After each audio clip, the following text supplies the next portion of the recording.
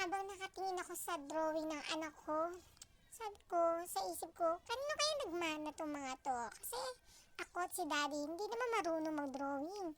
Pero si Olea at si Seb, napakahusay nila mag-drawing. Isa ako sa fans nga nila.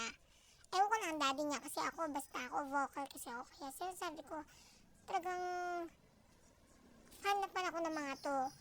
Kasi ako nga noon, kung mag-drawing, grabe, isang bilog lang. Ulo na yun, matik na. Tapos talagang ng guhit pababa, isa.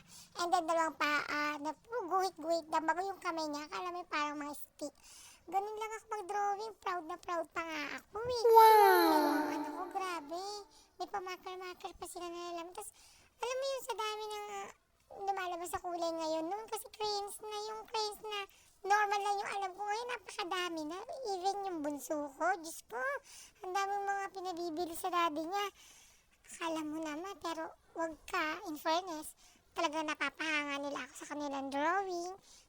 Katulad ngayon, hindi alam ni Seb na habang nagdo-drawing siya, nandun ako sa gilid niya, tapos zinuzoom ko tong cellphone ko para makita ko yung kanyang ginagawa.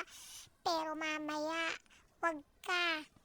Magagalit yan kasi napansin na niya na nagvi-video ako. Kasi wala akong magawa, wala akong ma-videohan. So, siya ang naisipan ko. Naisipan ko siya videohan. Kaya mamaya nakakaramdam na yan. Nakasisigawan na nga ako nito eh. Konti na lang, nagpipinti na yan. Gini-G yan, as in galit na galit. Kapag nahuhuli niya na binibidyohan ko siya. Ewan ko nga ba, imbis na maging proud sila dahil binibidyohan ko sila.